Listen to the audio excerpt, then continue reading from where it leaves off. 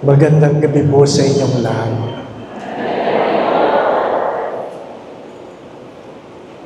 Alam po ninyo, may mga kasama po ako galing sa Maynila, hindi para po makinig na akin to, kundi magpa-picture kay Father Fidel. Father, huwag niyong bibiguin.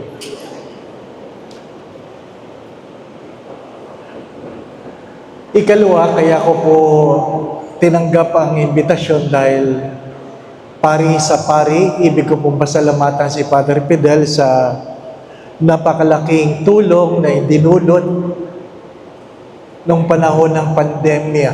Ano po? Nagdulot siya ng malaking pag-asa sa mga taong nagtatanong, hanggang kailan kaya ito? Sino kayang matitira? Hindi po ba, anak? Hindi natin alam kung sino mabubuhay at sino mamamatay.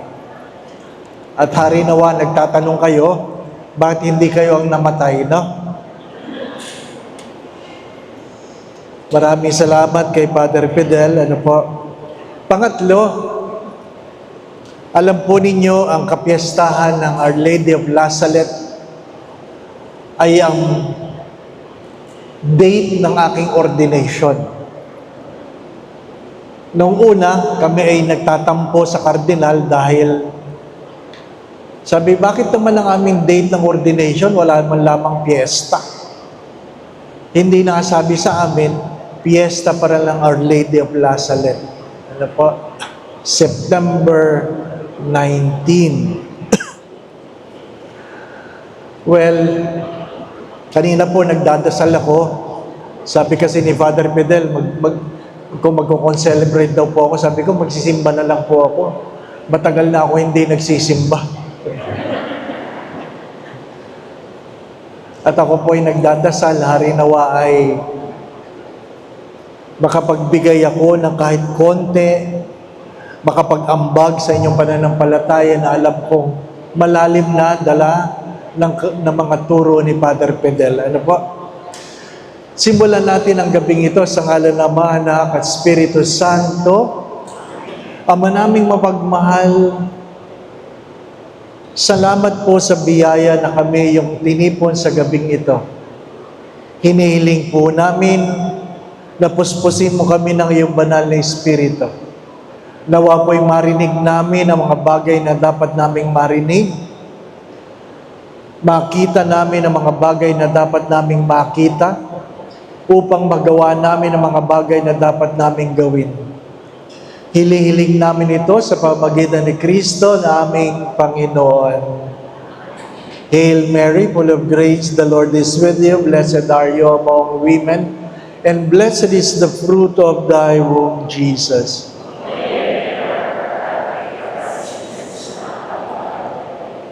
Our Lady of La Salette, in the name of the Father, the Son, and the Holy Spirit. Amen. Naghahanap ako ng relo. Nasaan po relo? Wala. Para alam natin kung anong oras tayo matatapos. Ano po? Abay, malayo pa po ako. Ano po? Alas 7 po, alas 7. Alas 7:05. Dapat alas 8:05 tapos na ako. Ano po? Mahirap yung masyadong mahaba. Ano po? Para at least alam nyo, ay malapit na, malapit na. Minsan, ako po ay nagalit dahil sa mga pagkakamali sa gawain sa simbahan, at pwede namang hindi magalit. Pwede namang hindi magalit, pero minsan, kailangan yung magalit para matandaan na nagkamali na hindi nakakatuwa ang kanyang ginawa. Inuulit ko, pwede namang hindi magalit, pero minsan kailangan yung magalit para matandaan na nagkamali na hindi nakakatuwa ang kanyang ginawa. Maging ang Diyos ay nagalit. Hindi po ba, anak? Maging ang Diyos ay nagalit. Ang tanong ay, sumama ba ang loob mo, Father? Ang sagot ay, hindi. Hindi naman pag nagagalit, sumasama ang loob. Ibig sabihin lang na nagagalit ay kayo ay hindi natutuwa. Kayo ay hindi natutuwa. Pag kayo po ay hindi nagagalit, pwede kayong abusuhin. Ikalawa, ang kawalan ng pagkagalit at pagkamisan ay kawalan ng pagmamahal. Ang kawalan ng pagkagalit ay kawalan ng pagmamahal. Kapag hindi nagagalit ang ina sa anak na nagkakamali, ibig sabihin, hindi nagmamahal. Pag hindi nagagalit ang ama sa anak na nagkakamali, ibig sabihin, walang pagmamahal. Mga minamahal na mga kapatid, hindi kasalanan ang magalit. Hindi kasalanan ang magalit. Ang kasalanan ay kapag ang pagpapahayag ng galit ay nagbababa sa karangalan ng pinapagalitan. Nagbababa ng karangalan. When we begin to humble the person because of our anger. When we begin to shame the person because of our anger. Pero, mahalaga din pagtuunan ng pansin na marami sa ating mga pagkagalit ay dala ng ating mga pagkatakot. Marami sa ating mga pagkagalit ay dala ng ating mga pagkatakot. Noong ako po ay pumasok sa seminaryo, ang aking ama ay nagalit sa akin. At 4 na taon niya akong hindi kinakausap. Sa unang semester, nagkasakit ang aking ama dahil sa galit. At siya ay na-hospital, naging critical ang kanyang kalalagayan at ako ay sinabihan ng doktor na kapag ako hindi umuwi, baka hindi ko naabutan. Noong ako'y dumating sa hospital na madaling araw, nandun ang aking ama, naka-oxygen, bumababa na ang blood pressure, tinuturukan na para tumaas. At nang nakita ko, agad-agad ko tinanong, bakit ka may sakit? Galit ka ba? Bakit ka may sakit? Galit ka ba? Alam po ninyo, kinuha ng tatay ko yung takip ng kanyang oxygen. At sabi niya, oo. Ibig sabihin, galit yon. Ano ba? Galit yon. Pero, nung ako'y inordinahan, ang aking ama ay masayang-masaya. Inihatid niya ako sa altar at pagkatapos ng ordinasyon, papicture siya ng papicture. At tinatanong ko siya, bakit ka nagalit nung sinabi ko sa iyo na ako ay magpapari? Alam po ninyo ang sagot ng aking ama? Sabi niya, hindi ako nagalit. Kaya sabi ko, sinungaling. Munti ka nang mamatay dahil sa galit, di ba? Tapos sasabihin mo, hindi ka nagalit. Taon-taon, kapag ako po ay nag-anibersaryo ng aking ordination, tinatanong ko siya, bakit ka nagalit na ako'y nagpari? Palagi niya sagot ay, hindi ako nagalit. Ang aking ama ay protestante at 3 beses niya ako inimbitahan sa kanyang simbahan para magsalita. Pero hindi yun ang dahilan ng kanyang pagkagalit na ako'y nagpari. 40 years ago, pumanaw ang aming ama at sa mga huling araw, sa 2 huling araw, 19 days siya sa ICU at sa 2 huling araw, tinanong niya sa akin ang sagot sa aking tanong. Ano po ang kanyang tanong? Sabi niya, sino mag-aalaga sa iyo kapag ikaw ay tumanda? Sino mag-aalaga sa iyo kapag ikaw ay nagkasakit?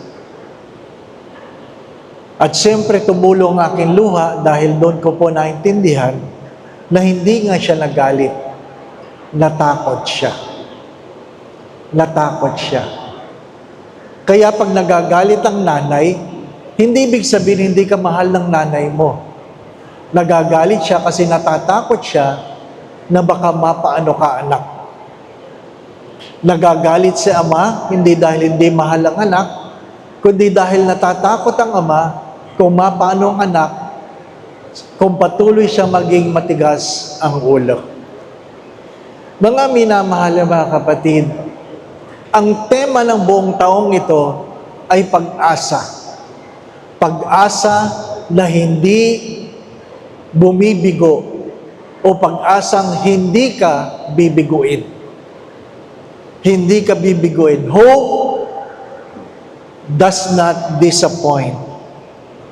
Pero sa karanasan natin sa araw-araw, may mga pagkakataon, inaamin natin na nawawalan tayo ng pag-asa.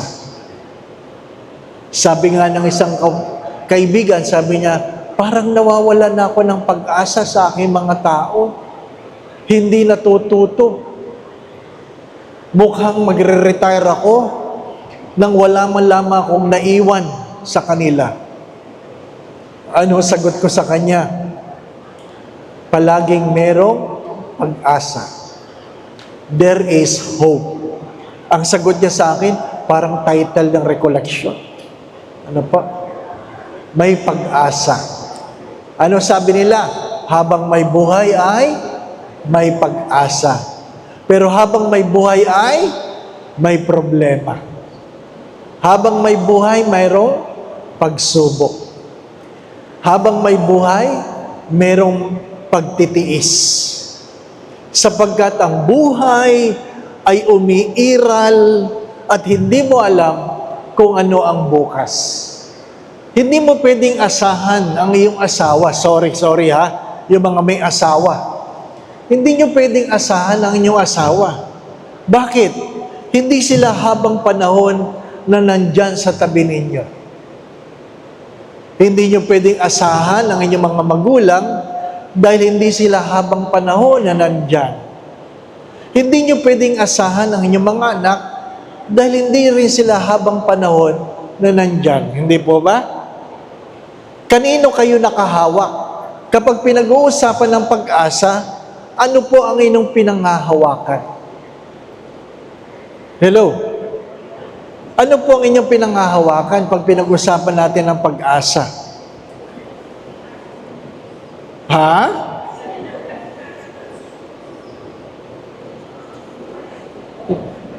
Yung doktor namamatay eh. Di po ba, ano?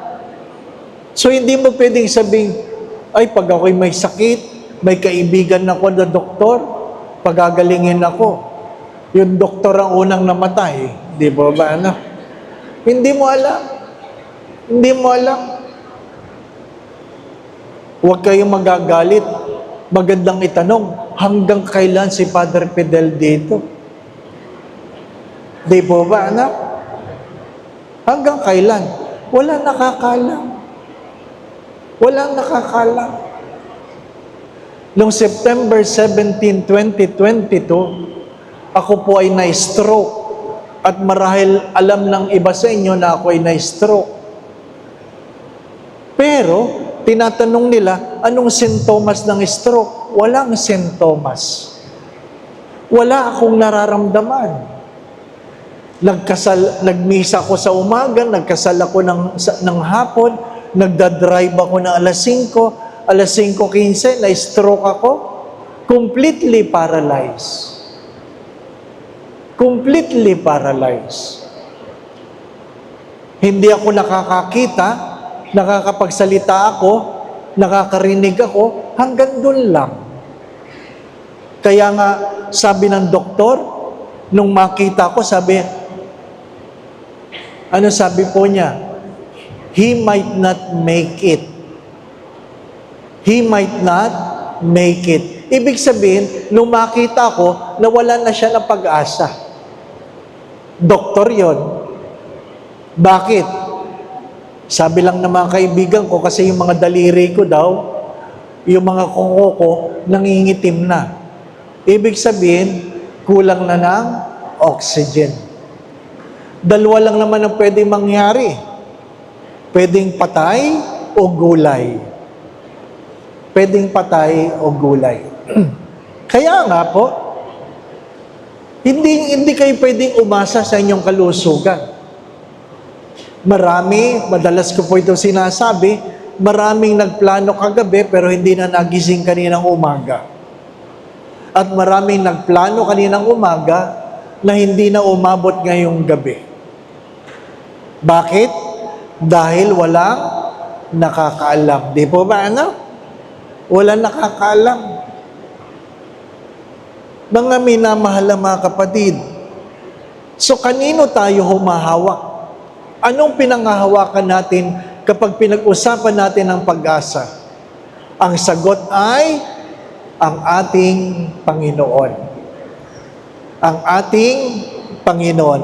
Ano po sabi ng Santo Papa? Ang pag-asa ay nakaugat sa mukha ng Diyos na nakabayubay sa krus na punong-puno ng pagmamahal para sa iyo.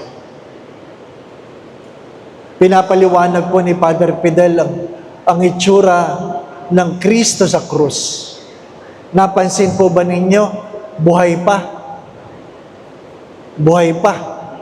Di po ba, ha? Ikalawa, nakatingin sa inyo. Ha? Nakatingin sa tao ang krus. Ha? Ibig sabihin, sa gitna ng kanyang pagkabayubay, nakatingin siya sa iyo. Hindi niya iniisip ang kanyang sarili upang magdulot ng pag-asa. Unang-una, pag pinag-usapan ng pag-asa, kailangan nating tandaan ng ating Panginoon ay ang pangalan ay Emmanuel. Ano ibig sabihin? Ang Diyos ay sumasa atin. Ang Diyos ay sumasa atin. May sakit ka, ang Diyos ay sumasa atin. Masaya ka, ang Diyos ay sumasa atin. Bata ka, tumanda ka, ang Diyos ay sumasa atin. Unang-una, kapag pinag-usapan ng pag-asa, kailangan nakahawak tayo sa ugat ng pag-asa. Sino? Si Kristo. Ikalawa, mahalaga na meron tayong inspirasyon. Meron tayong pinagkukunan o pinaghuhugutan ng inspirasyon o mga modelo ng pag-asa. Sino ang number one? Sino ang modelo ng pag-asa? Ang sagot ay si Maria na ina ng pag-asa. Kung si Kristo ang pag-asa, si Maria ang modelo ng pag-asa. Siya ang ina ng pag-asa. Kung ako po'y may pagkakataon, nagpupunta po ako sa shrine ng Our Lady of La Salette sa France. Ano po? At katulad ng imahen sa harap, nandun nakaupo kung saan tumatangis ang mahal na Birhen. Bakit tumatangis ang mahal na Birhen? Dala ng pagkakasala ng tao. Dalawa ang simbolo ng ina ng La Salette. Ano yon? Martilyo at pliers. Martilyo at pliers. Ano ibig sabihin? Pag ikaw ay nagkakasala, nagbabaon ka ng pako sa palad ng Diyos.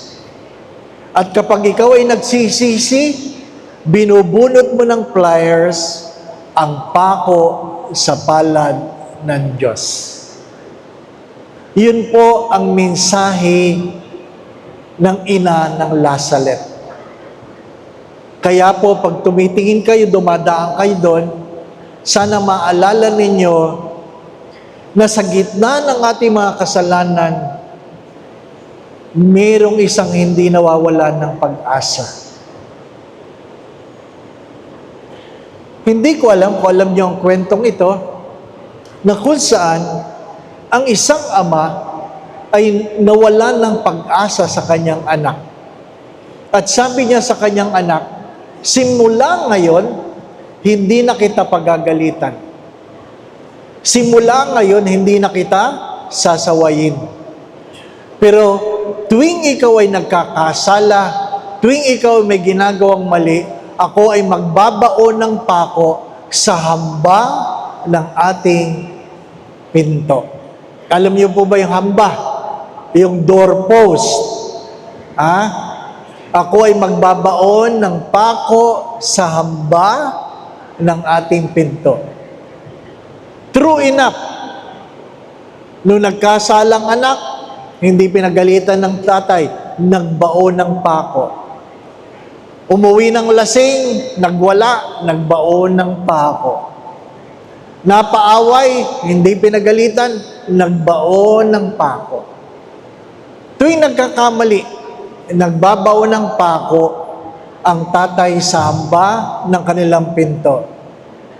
At minsan dumadalaw ang barkada ng anak, sabi, bakit ang daming pako ng hamba ng pinto ninyo? Ano sabi ng anak? Ay, kailangan niya kasi sabitan namin ng kung ano-ano. Sabitan daw ng jacket, ng sambalilo. Hindi niya maamin na mga pakong yan ay tungkol sa kanyang kasalanan. Lumipas ang panahon, puro pako na. Pangit na yung pinto. At nahihiya na siya na mayroong kaibigan dumadating at nagtatanong, bakit ang daming pako ng hamba ng pinto nyo? Kaya hindi na siya nag-iimbita ng kaibigan. Hanggang minsan, tinanong niya sa kanyang ama, paano po ba bubunutin yan? At ang sagot ng ama, pag may ginawa kang mabuti, hindi rin kita pasasalamatan, hindi rin kita pupurin, magbubunot lang ako ng pako. Ganun ang kwento ng mag-ama. Nagkamali, pako. Gumawa ng mabuti, bunot. Nagkamali, pako. Naggawa ng mabuti, bunot. Hanggang ang bata ay natuto na gumawa ng mabuti at unti-unting nauubos ang pako.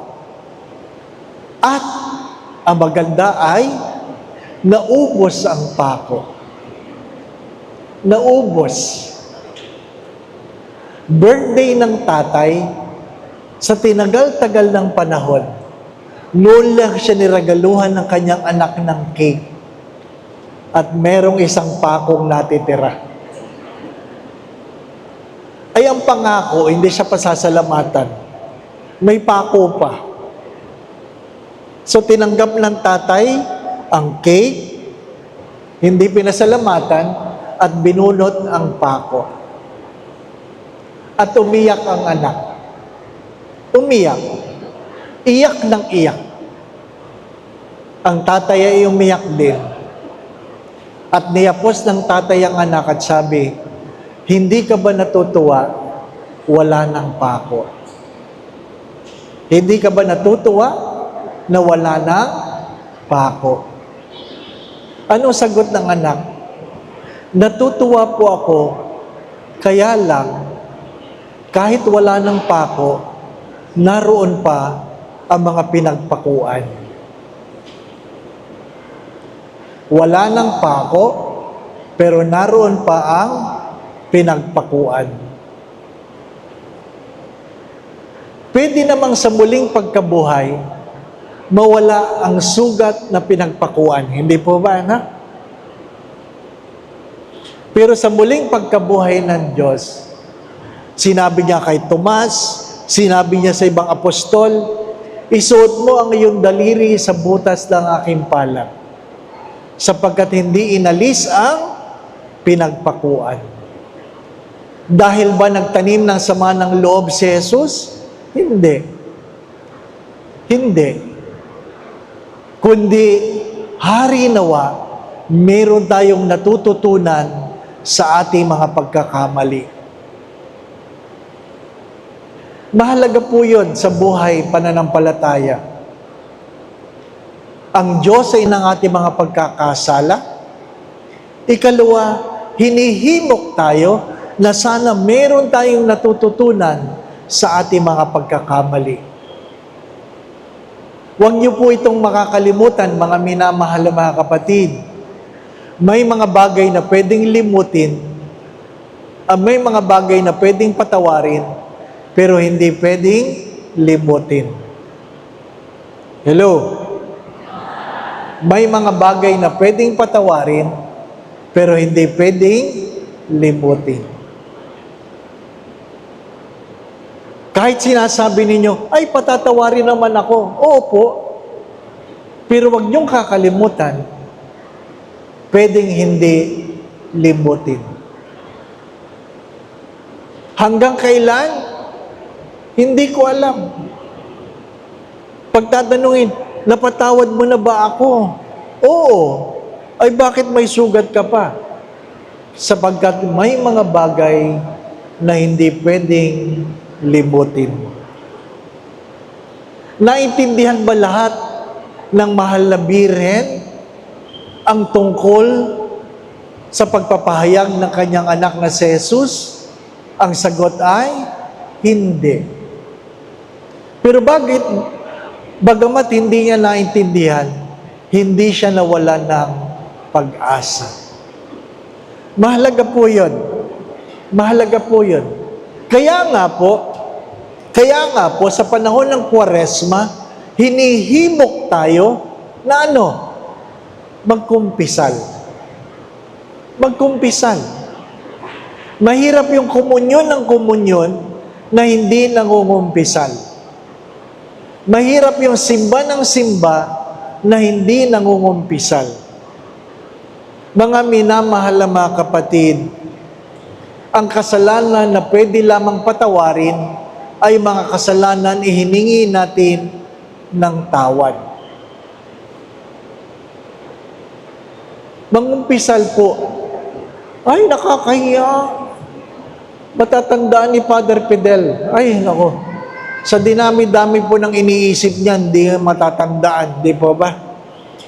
Pagkamisan nga, hindi na naaalala ang pangalan ninyo, kasalanan nyo pa. Habang ako'y tumatanda, noon, bago ako may stroke, inaamin ko, pag tinanong ako, Father, tanda mo ako? Nagsisinungaling ako. Sinasabi ko, oo, ikaw po. Di ba, Pero habang nagsasalita siya, yung utak ko nagtatanong, sino nga ba ito? Di ba? Bakit? Sadyang hindi mo na maalala lahat. Pero nung ako ay na-stroke, pag sinabing, Father, tanda mo ako, agad-agad, di ko po kayo kilala. Ano po? Si Father naman, di ba? Ba't magsisinungaling ba ako? Kung hindi ko talaga maalala, hindi po ba Pag tayo tumatanda, talagang ang una natin nakakalimutan, pangalan, di po ba Pangalan. Kaya nga, mahilig tayo sa kuya, ate, di ba? Kasi hindi natin kilala. Mahilig tayo sa simbahan, sister, kunwari, brother, di ba Kasi hindi na natin kilala. Kaya nga sabi ng apo kay Lolo, Lolo, kahanga-hanga ka sa tanda mong yan. Ang tawag mo pa rin kay Lola, sweetheart. Sabi ni Lolo, huwag ka maingay. Hindi ko na maalala ang pangalan ng Lola mo. Di ba? Kaya pag ikaw ay tinawag ng asawa mo, sweetheart, tanong mo anong pangalan ko. Baka hindi ka na niya maalala. Di ba ba, Pagkamisan, dinadaan lang natin sa mga biro, pero hindi na natin alam talaga ang pangalan. Di ba? Mga minamahal na mga kapatid, kasalanan ba yun? Hindi. Sadyang tayo ay tumatanda. Di ba, Tumatanda. Kaya yung magulang nagpapakilala ng anak. Sabi niya, Father, ito po mga anak ko. Pakilala kayo kay Father. Natawa ako. Kasi alam ko, hindi na niya maalala pangalan ng mga anak niya. Isa-isa nagpapangaw. Sabi niya, ang galing mo, kuya. Ha? Hindi mo na maalala ang pangalan ng mga anak mo, no? Di ba? Kaya nga, Father, ha? Kaya pag kayo ay hindi madali, alam nyo kayo makakalimot pag kayo nagkaanak, ano po? Pag babae, lahat pangalan, Flor. Flor. Oh. Father, anak ko, Flor. Si Flor, si Flor. Lahat Flor. Oh. Lahat Flor. Wala kang tatanda ko Flor. Ano mo, di ba? Ay, paano malalaman yung pangalan? The first floor, o second floor, o third floor, di po ba, ano? Oh, ang panganay, first floor, di po ba, ano? Ha?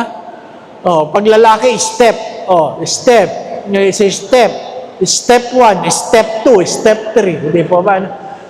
Tayo ay tatanda. Ano sabi nila? Pagdating ng araw, hindi lang pangalan na makakalimutan mo, pati mukha, makakalimutan mo na rin. Ma, hinahanap ka ni Aling Flor. Sino sa Aling? Yung ganitong mukha. Ay, hindi ko maalala. Kaya nung nagkita sila, sabi, familiar sa akin ang mukha mo. Sino ka nga? Sabi ng babae, tumigil ka, asawa mo ako.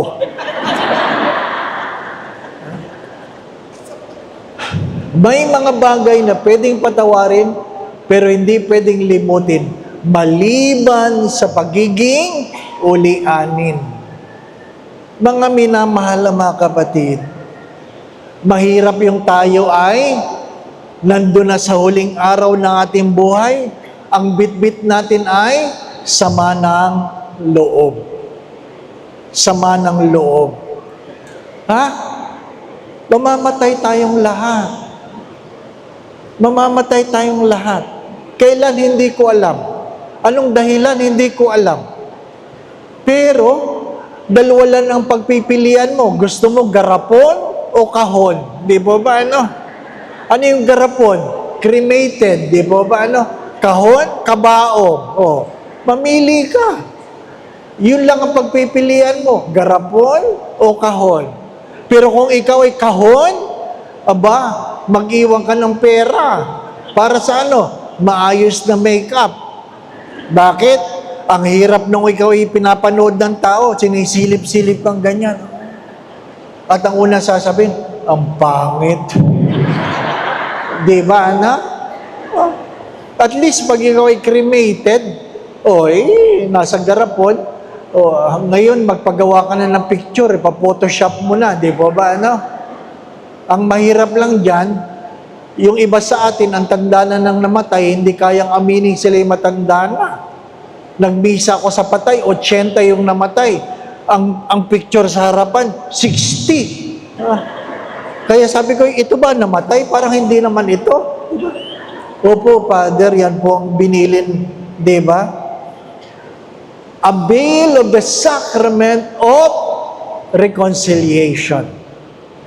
Ang natatanging kasalanan na hindi pwedeng patawarin ay ang mga kasalanan na hindi natin kayang aminin. Hello? At yun nagsasabing, Father, wala naman akong kasalanan, mas malaki ang kasalanan ninyo. Ano pa? May mga hindi nangungumpisal dahil wala daw silang kasalanan. Tumigil ka. Di ba ba?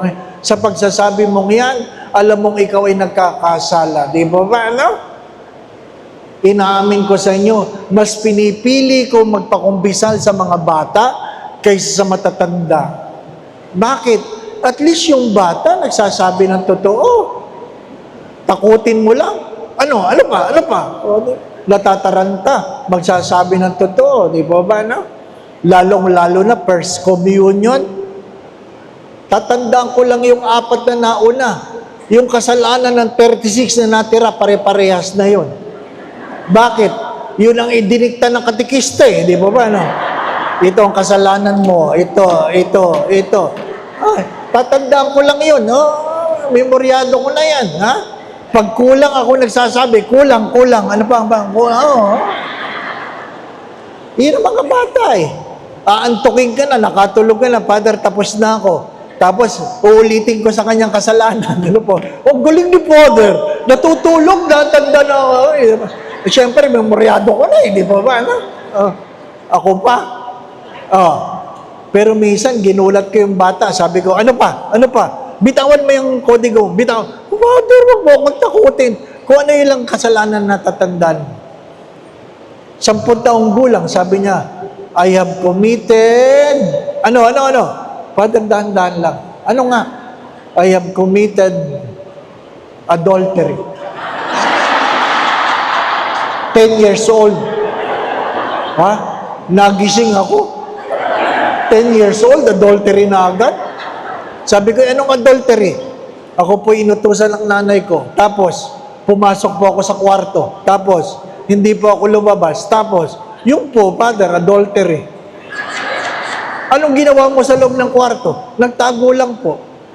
Anong adultery doon? Yung po hindi sumusunod sa utos ng magulang. Ay, Totoy, hindi adultery yan. Ha? Not honoring your mother. Oh, yung pala yung father. Oo. Ay, Father, ano yung adultery? Huwag na, baka matutunan mo pa.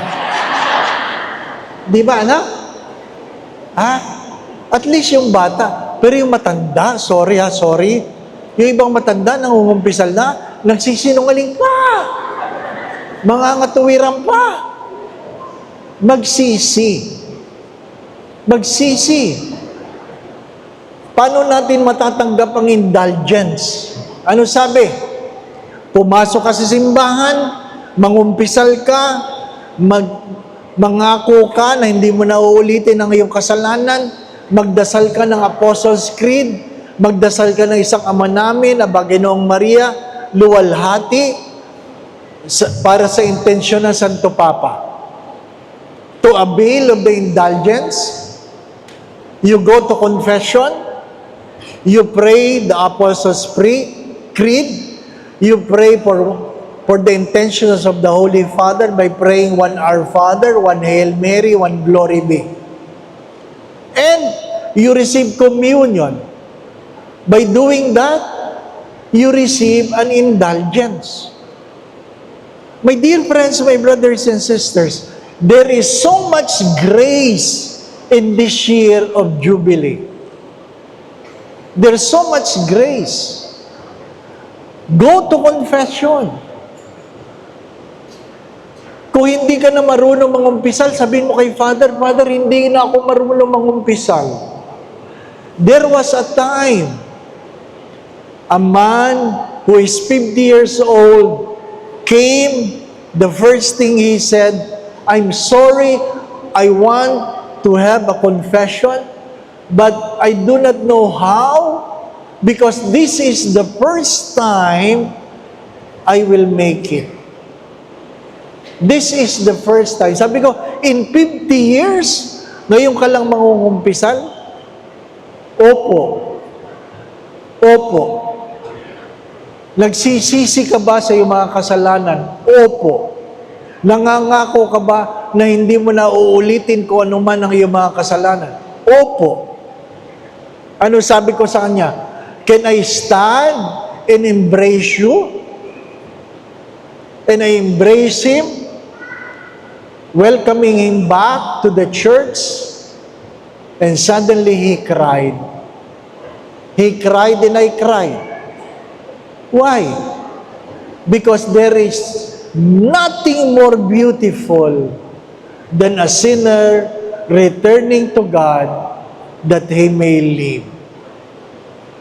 Mga minamahal mga kapatid, hindi bali nang nakatungo ka na naglalakad dahil ikaw ay nagsisisi, kaysa ikaw ay nakatingala na para bagang wala kang pagkakamali.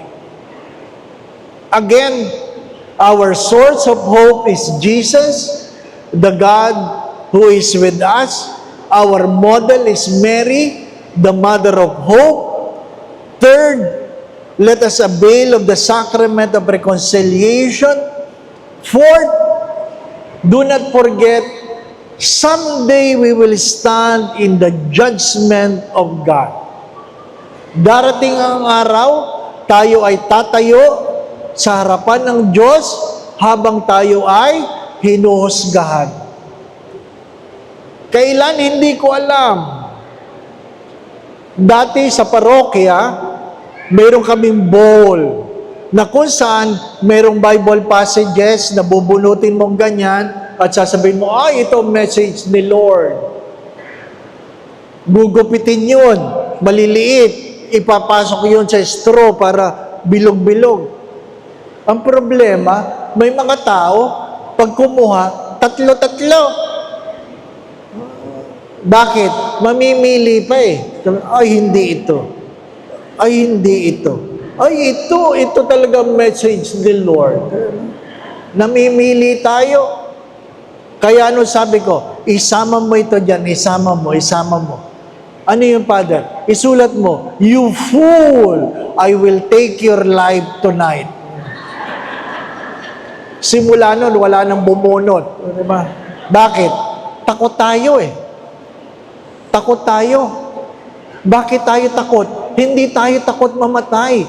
Takot tayo sa paghusga ng Diyos. Di po ba? Takot tayo sa paghusga ng Diyos. Death is certain. You can never avoid it. Even Jesus died. So nobody among us can say, I will be spared from death. Nobody. Everybody will die. Even though we wish, like many others, we wish that when we die what? Hello? Sa anong gusto nyo mamamarana kayo mamatay? Nalulunod, taas ang kamay, nalulunod. Ha? Nasusunog. Nadaganan ng building. Nag-crash ang eroplano. Wala. Kahit madre, pag tinanong mo, sa anong gusto mo pa mamamatay? Ano sagot? Natutulog. Sana kunin ako ni Lord habang natutulog. Tama po ba? Tama po ba? Oh, di ba? Masama ba yun? Hindi naman. Bakit? Para hindi na maghirap. Sana kunin ako ni Lord habang natutulog. Oh, di ba? Ang problema yan ang panalangin ng maraming tao, sana kunin ako ni Lord habang natutulog. Yung iba, sa misa namatay.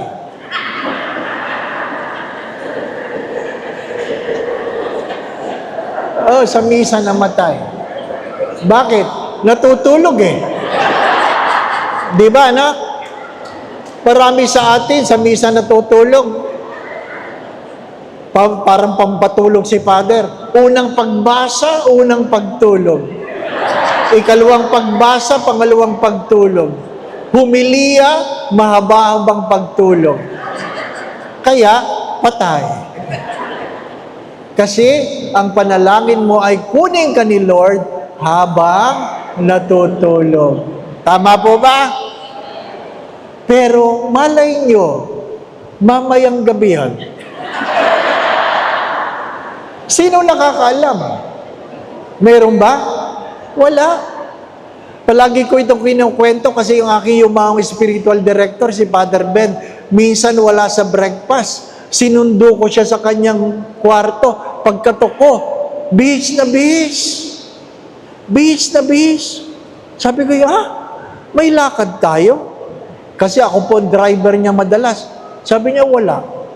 Oh, ay bakit kayo bihis na bihis? Ha? Nakasuot. Isipin ninyo? Naka-Americana? Ha? Naka-Roman collar? Naka-long sleeve? Naka-medyas? Sabi ko, ba't kayo bihis na bihis? Ano sagot sa akin ng matanda? Kasi kagabi, nahihirapan ako huminga. Ay ano ngayon? Nagbihis na ako. Feeling niya kagabi, mamamatay na siya. Ay, ayaw ko mang ipahiya ang matanda. Hindi ko napigil ang sarili ko. Natawa ako eh. Sabi, ano nangyari? Buhay pa kayo? Di po ba? Sabi, ba't nagbihis kayo? Para disente.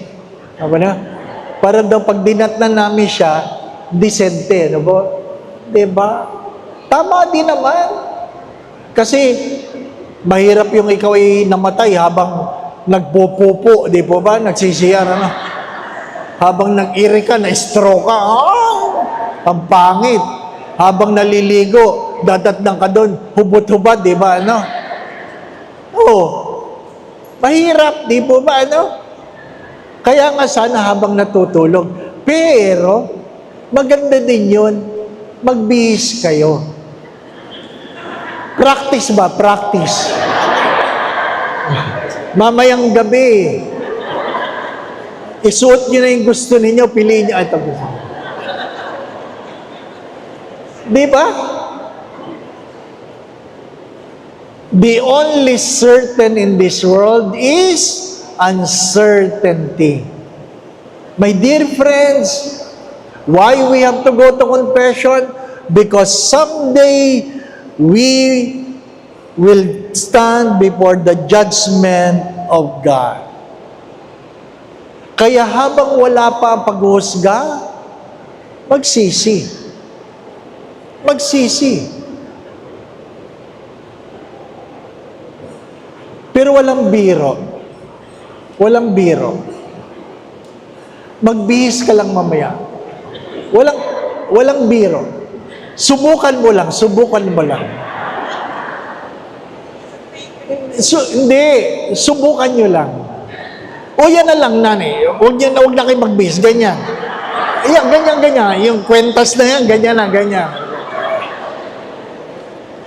Gulatin mo lang ang asawa mo. May asawa ba kayo? Wala. Swerte ninyo. Di ba, ano? Kung may asawa ka, gulatin mong ganyan, di ka nagbihis. Ba't di ka nagbibihis? Practice. Di ba? Sabi, anong practice? Malay mo, kunin na ni Lord. Di ba, ano? Matatakot yun. Magpapakabait ang asawa ninyo. Sabihin mo, mag-practice ka rin. Di ba, ano? Di ba? Halikan mo. Di ba? Yapusin mo at sabihin mo, kung ano man ang aking pagkakasala, patawarin mo ako. Huwag mong kakalimutang mahal na mahal kita. Di ba, ganon? Di ba, ano? Tapos, gumanyan ka na, ganyan.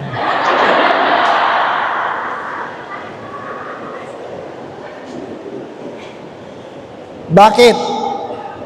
Because the most painful experience in life is not to lose our job, but the separation of death. The most painful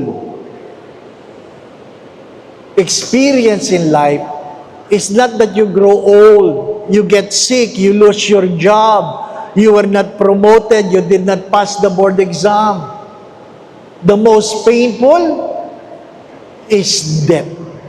Kaya nga ano sabi nila? Manakawan ka na, huwag ka lang masunugan.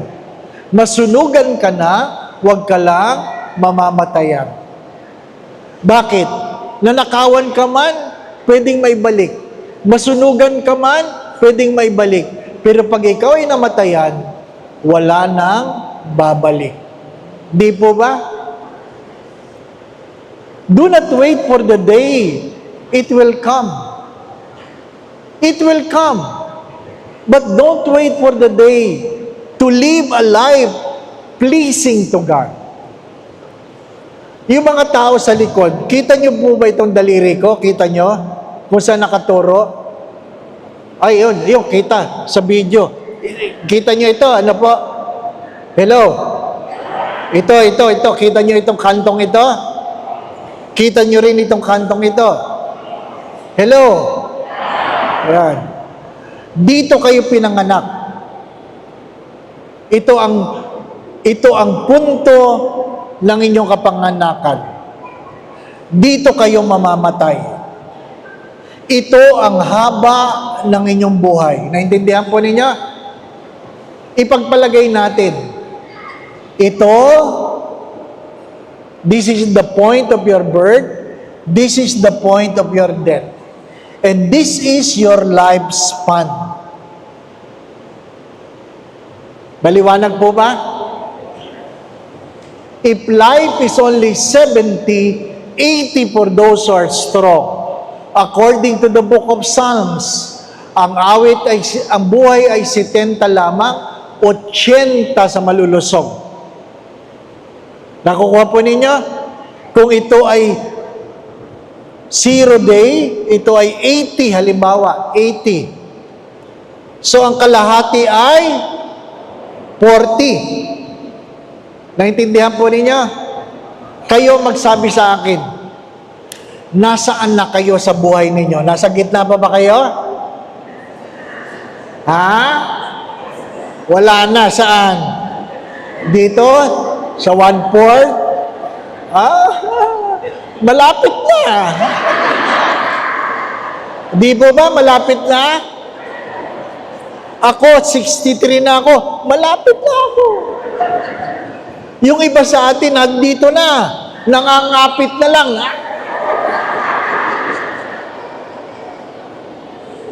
Darating tayo doon. Wala nang kasunod. Wala na. Naintindihan po ninyo? Wala na. Maiksi lang ang buhay. 63 ako.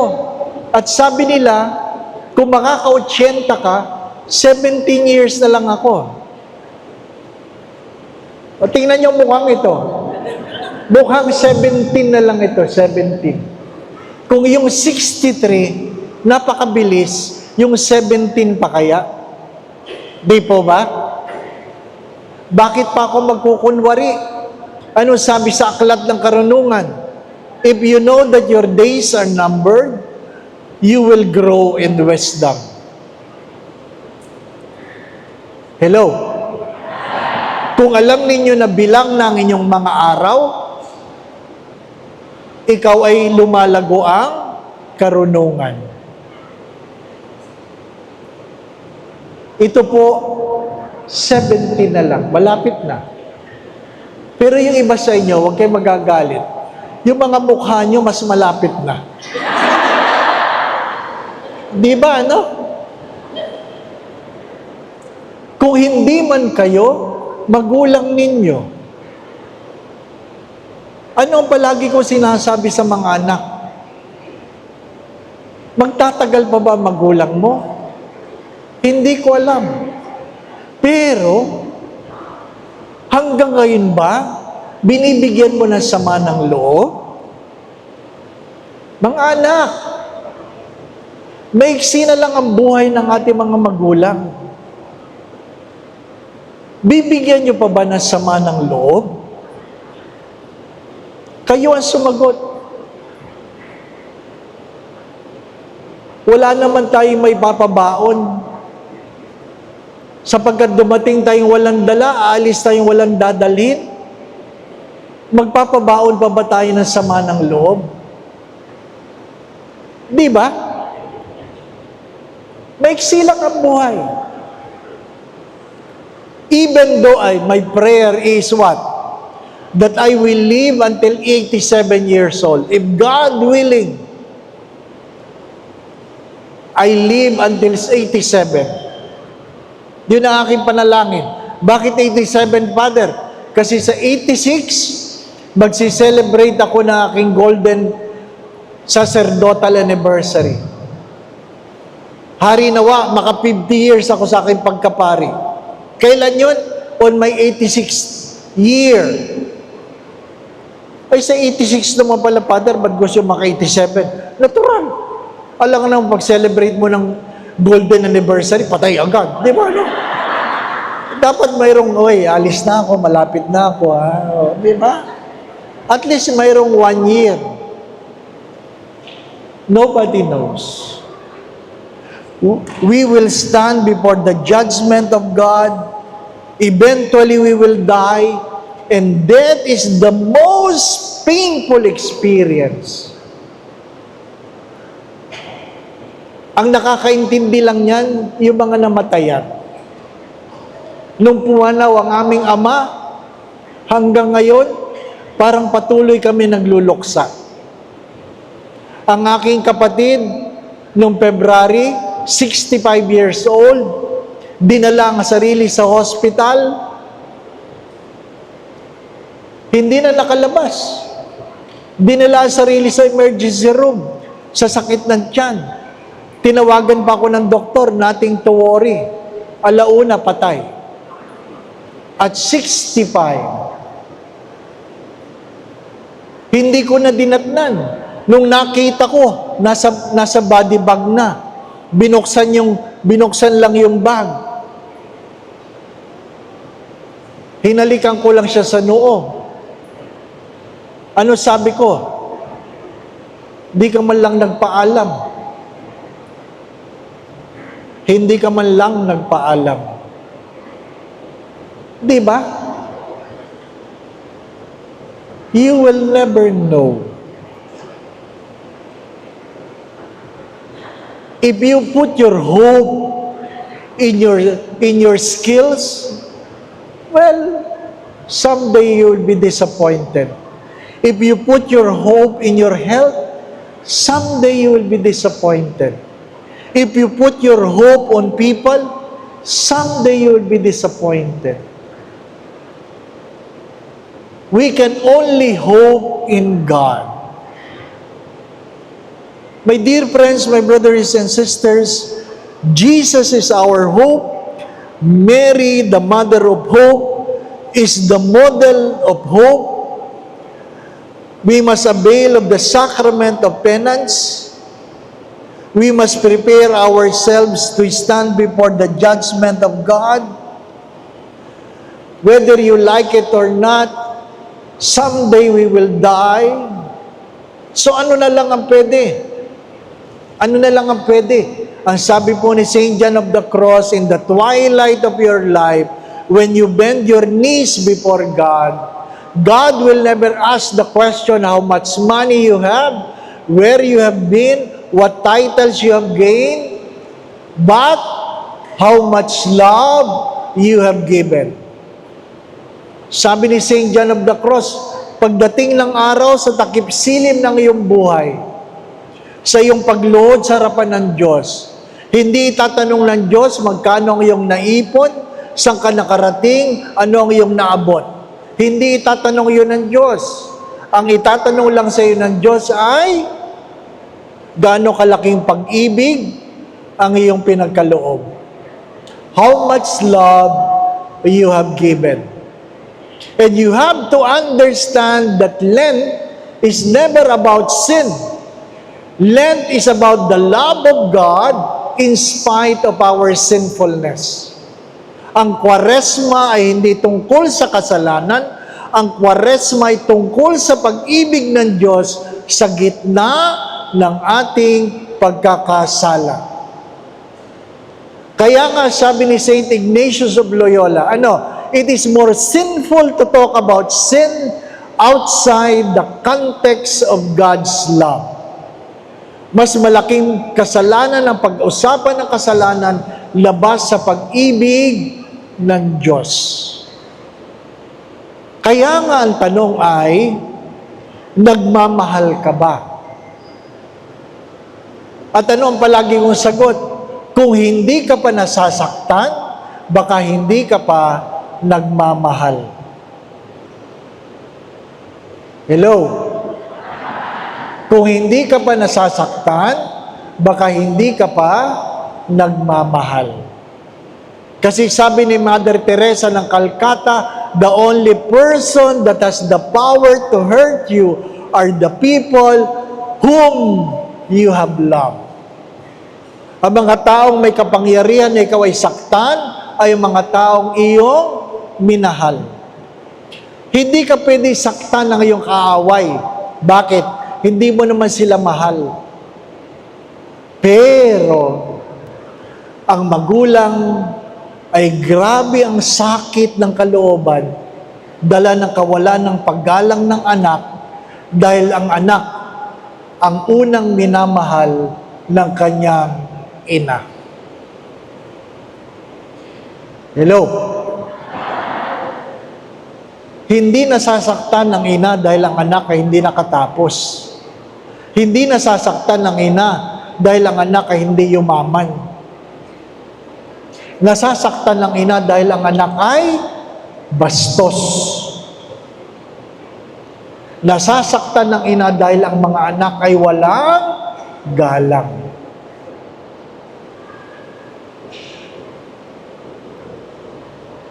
The only person that can hurt us are the people we love. That's why in the church,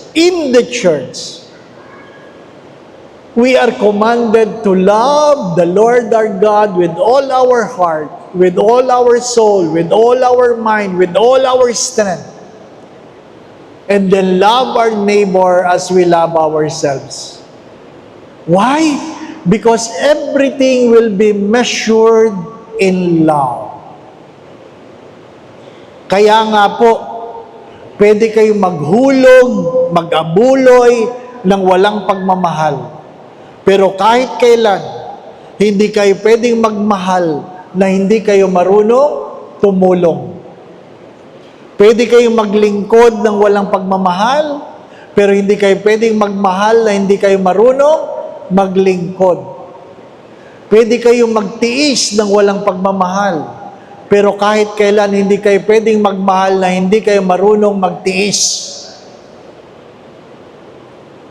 Pwede kayong gumalang ng walang pagmamahal, pero hindi kayo pwedeng magmahal ng hindi kayo marunong gumalang.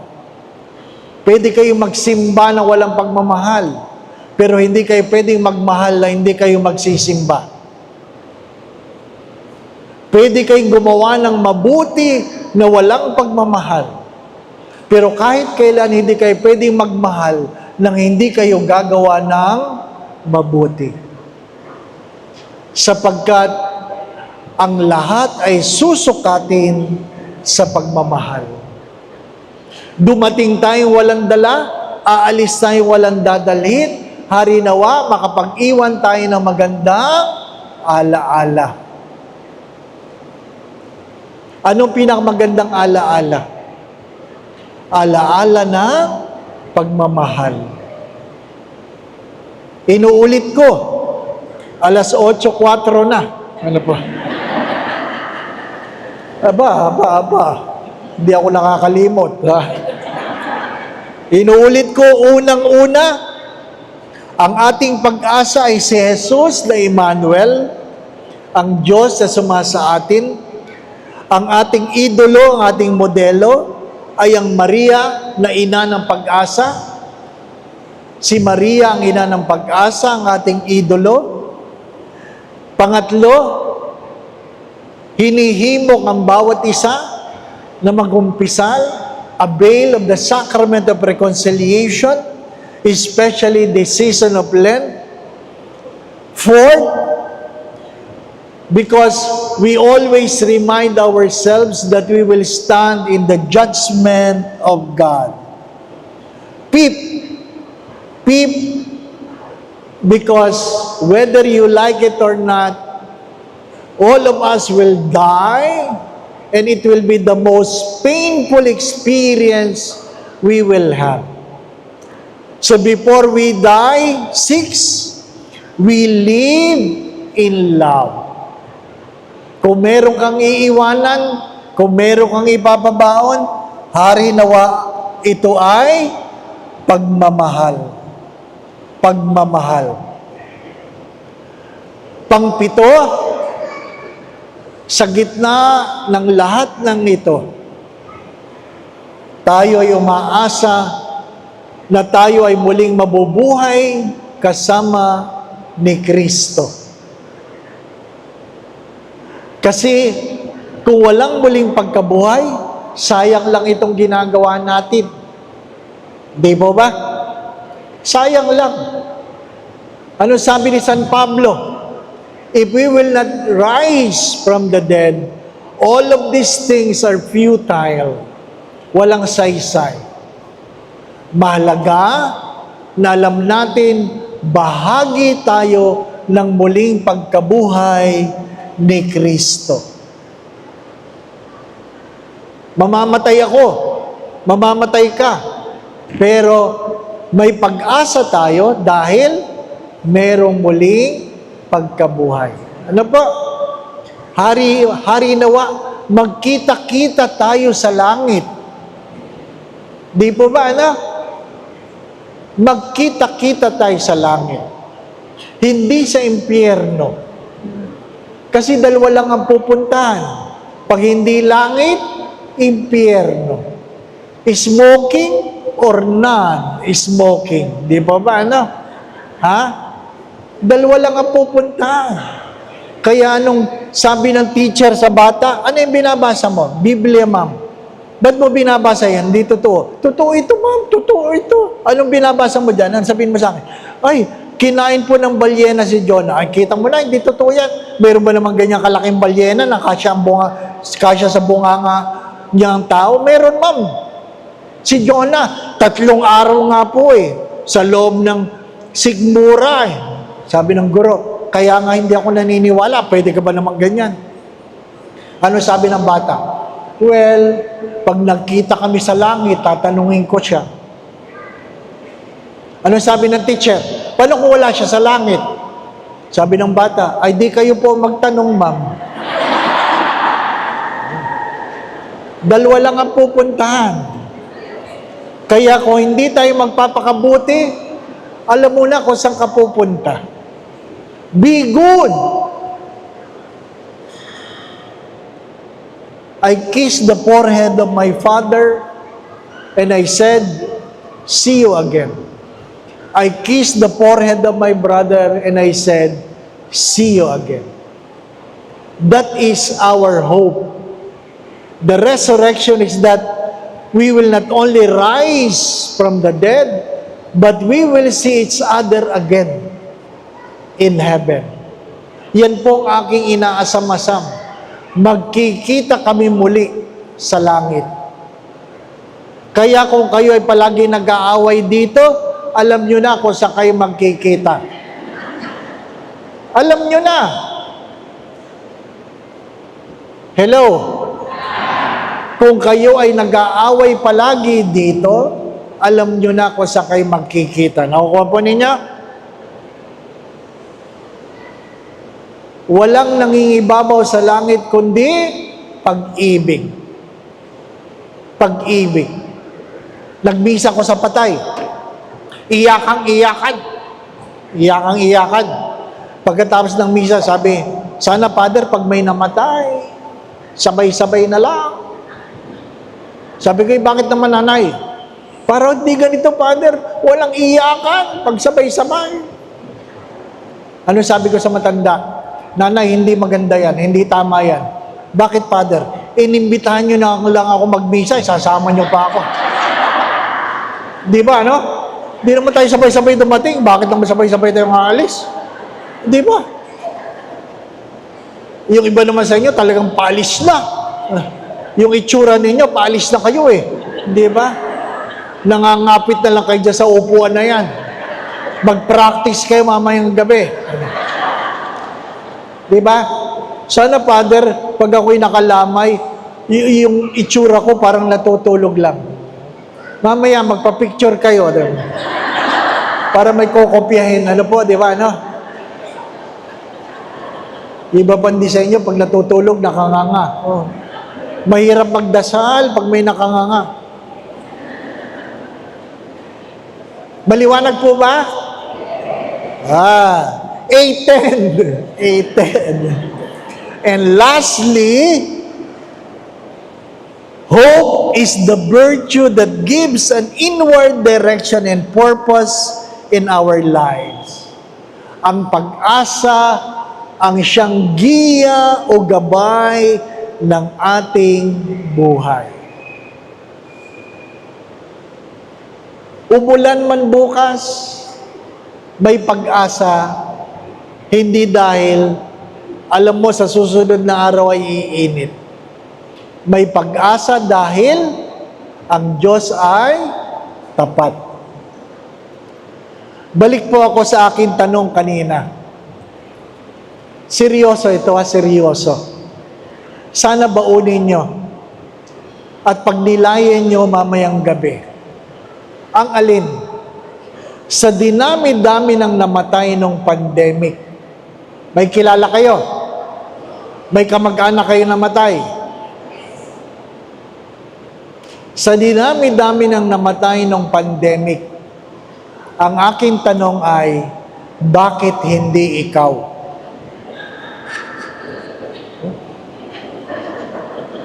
May natawa eh. Ha? Seryoso ang tanong. Seryoso ako. Sa dinami-dami ng namatay nung pandemic, bakit hindi ikaw? Di ba?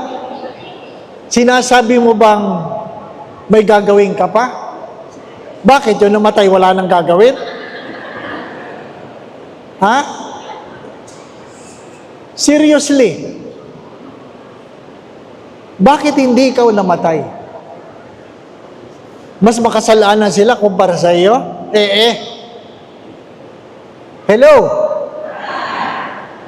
Bakit buhay ka pa? Naintindihan po ninyo ang tanong? Lumilipas ang panahon. Ano sabi ko? Ang mahalaga, meron tayong natututunan. Ano po ang natutunan ninyo? Na hindi kayo binawian ng buhay ng Diyos.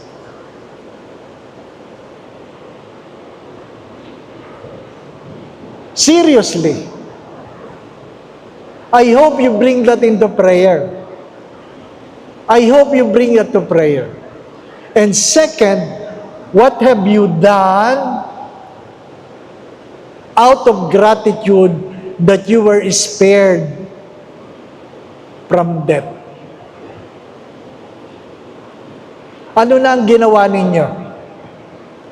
Sa loob ng 2 o magtatatlong taon, ano na ang ginawa ninyo upang ipakita sa Diyos ang inyong pasasalamat na kayo ay hindi binawian ng buhay nung panahon ng pandemic?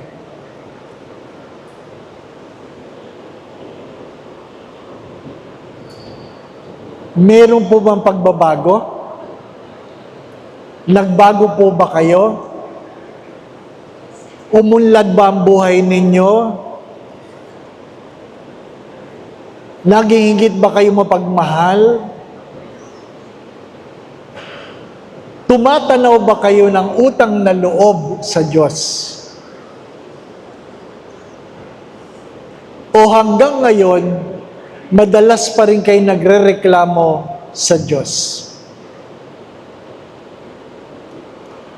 Naging madalas ba ang pagsisimba? Naging madalas ba ang pagdadasal? Dala ng pasasalamat? Yun po ang aking iiwanang tanong. At paulit-ulit ko ipapaalala, maigsi lang ang buhay. Maigsi lang ang buhay.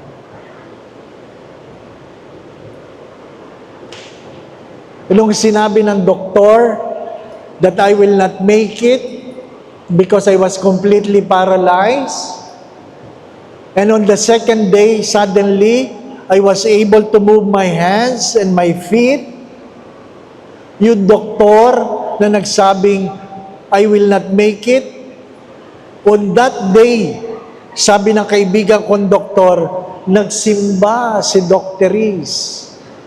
Sabi ko, bakit? Nagulat siya sa milagrong nangyari sa iyo. Well, inaamin ko, at inaamin naman nila, na ang kaso ko ay isang milagro. Isang milagro. Sabi ko, ba't siya nagsimba? Ay kasi, nabigla siya sa milagro nangyari sa iyo. Ano sagot ko? Kailangan ako may stroke bago siya magsimba uli. Sana siya na lang na na-stroke. Diba, no?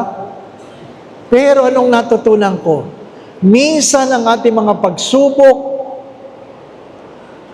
ang mukha ng pag-asa para sa ibang tao. Pagka minsan ang ating mga pagsubok, ang ating mga problema, ang mukha ng pag-asa para sa ibang tao. Magti 3 years na ako. Of course, maraming bawal. Few months ago, tinawagan ako ng kaibigan kong doktor, sabi niya, pupunta sa iyo si Dr. Riz, magpapapray over.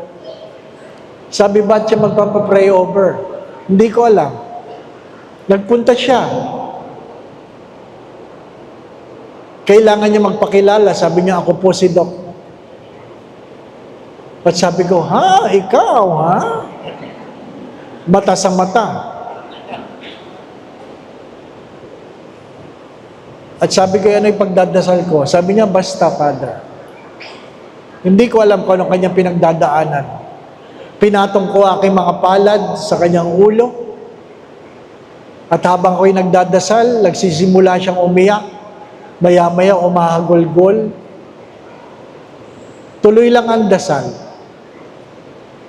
Ang kanyang damit na puno ng luha. Ang kanyang mukha na sira ang makeup. At pagkatapos, umalis na. At sabi ko sa kaibigan ko, nakita ko na si Doc. Itanong mo na lang bakit siya iyak nang iyak. At sabi niya, oo, tinawagan na ako ni Doc. At ang sabi lang niya ay, hindi ko maintindihan ang aking nararamdaman. Again, maiksi lang ang buhay. Kung ano man ang iyong pinagdadaanan, tandaan mo, baka kailangan mong pagdaanan yan para ikaw ang mukha ng pag-asa para sa ibang tao.